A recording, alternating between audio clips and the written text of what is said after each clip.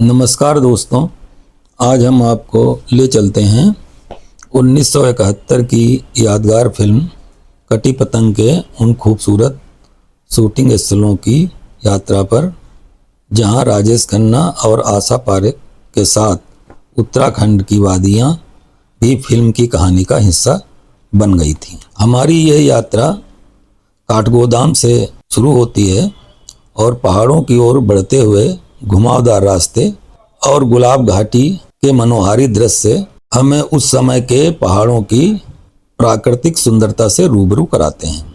अब पहुंचते हैं हम नैनी झील, जहां प्रेम गीतों ने आकार लिया। कटी पतंग की सबसे यादगार पहचान है नैनी झील।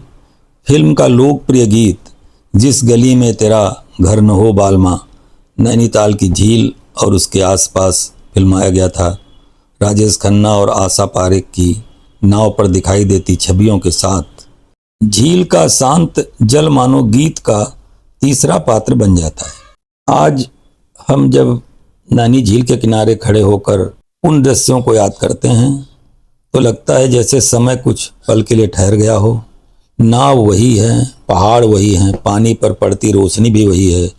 बस कैमरे के सामने खड़े हुए सितारे अब हिंदी सिनेमा की स्मृतियों का हिस्सा बन चुके हैं।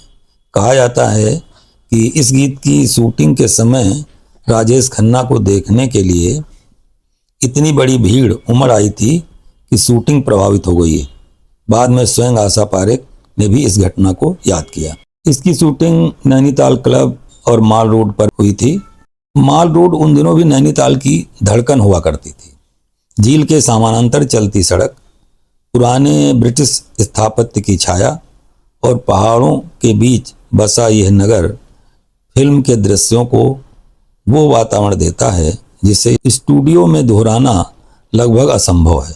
कटी पतंग को देखते हुए नैनीताल केवल पृष्ठभूमि नहीं लगता, वो कहानी के वातावरण का अभिन्न हिस्सा बन जाता है।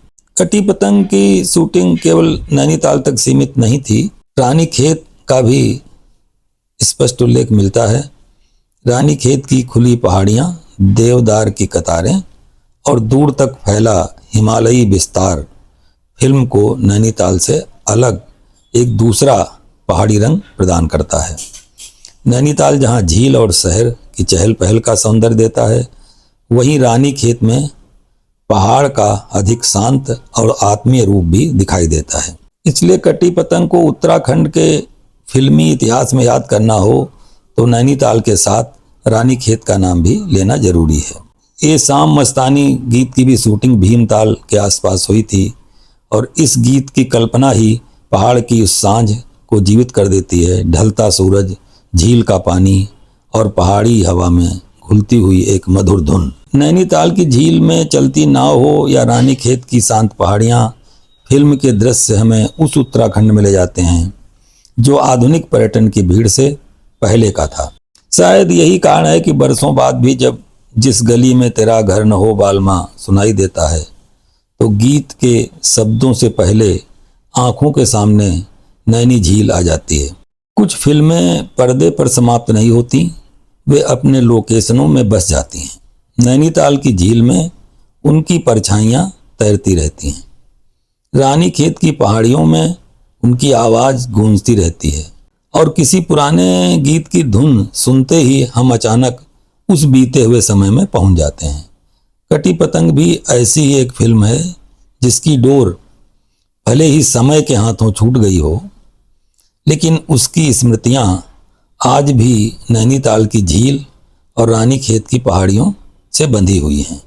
नमस्कार, फिर मिलेंगे उत्तराखंड की उन खूबसूरत वादियों में जहां कभी हिंदी सिनेमा ने अपने सुनहरे अध्याय लिखे थे।